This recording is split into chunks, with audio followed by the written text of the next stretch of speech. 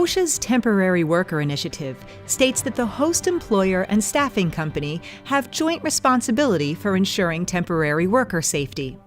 The key to successful joint employment is collaboration and communication between the two parties. We have a joint obligation, and I think the key is to communicate with our clients about what our expectations are. Before assigning temporary workers to a client workspace, staffing companies should conduct a safety assessment of host employer work sites and schedule periodic follow-ups. Clients should provide requested safety data and assist in the staffing firm's worksite evaluation. There's making sure that our clients have a safe worksite.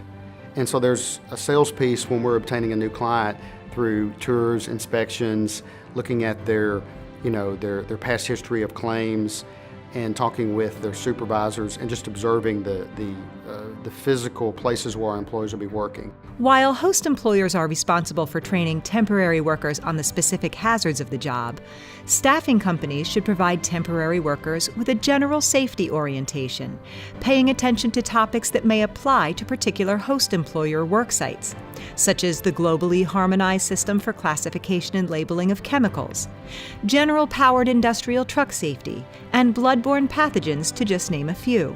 From the standpoint of the staffing industry, we can certainly do things to make our associates aware of the hazards that are involved in any workplace that we send them to. And in fact, we should. We have an obligation to make sure that they understand how to be safe on the job. The host employer is then responsible for providing site-specific and job-specific training, just as it would provide to their own employees. In the event that a temporary worker is injured, a pivotal factor in who has responsibility for recording and reporting is determining which entity is supervising the employee.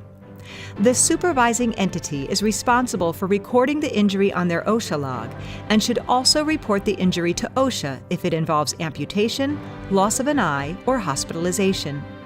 Both parties should conduct their own incident investigations and discuss conclusions, including corrective actions to be implemented.